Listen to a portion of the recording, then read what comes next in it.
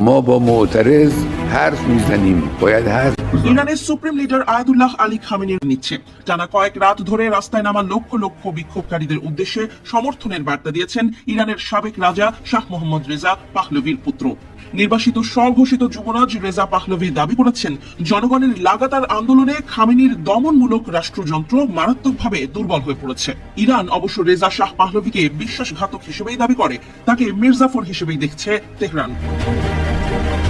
আমেরিকায় বসবাসকারী রেজা পাহলভি সামাজিক যোগাযোগ মাধ্যম এক্সে দেয়া এক সেনা। পাহলভির দাবি, ইতোমধ্যেই বহু সেনা ও নিরাপত্তা কর্মী তাদের দায়িত্বস্থল ছেড়ে চলে গেছেন অথবা আন্দোলনকারীদের দমন করার নির্দেশ অমান্য করেছেন। তার কথায়, খামেনির হাতে এখন কেবল অল্প কিছু হিংস্র ভাড়াটে বাহিনী রয়েছে যারা ইরানি নয় এবং ইরান বিরোধী।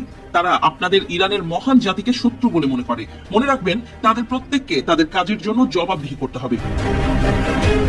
তবে একই সঙ্গে আন্দোলনকারীদের সতর্ক থাকার আহ্বানও জানিয়েছেন রেজা পাহলভি। তিনি বলেন, একা চলাফেরা না করতে এবং সংকীর্ণ গলি পথ এড়িয়ে চলতে, কারণ তাতে প্রাণ নাশের আশঙ্কা রয়েছে। তিনি আরো যোগ করেন, জেনে রাখুন আপনারা একা নন, সারা বিশ্বের ইরানি নাগরিকরা আপনাদের কণ্ঠস্বর গর্বের সঙ্গে তুলে ধরছে।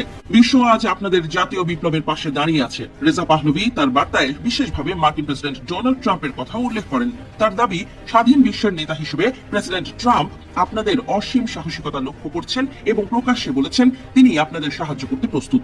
রাস্তা ছেড়ে যাবেন না, আমার হৃদয় আপনাদের সঙ্গে রয়েছে। আমি বিশ্বাস করি খুব শিগগিরই আমি আপনাদের পাশে থাকতে পারবো।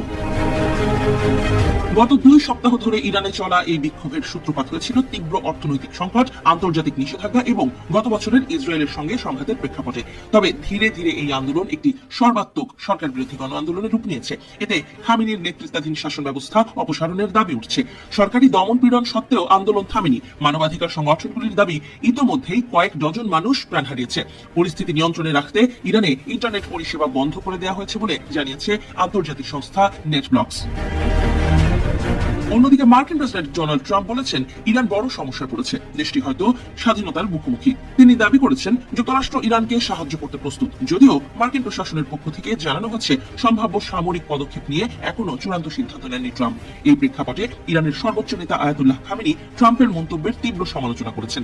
তিনি বলেন, অহংকারের চূড়ায় থাকা অত্যাচারী শাসকরাই ইতিহাসে সবচেয়ে বড় পতনের মুখোমুখি হয়েছে। খামেনির বক্তব্য, ইসলামিক প্রজাতন্ত্র কোনো বিদেশি চাপ বা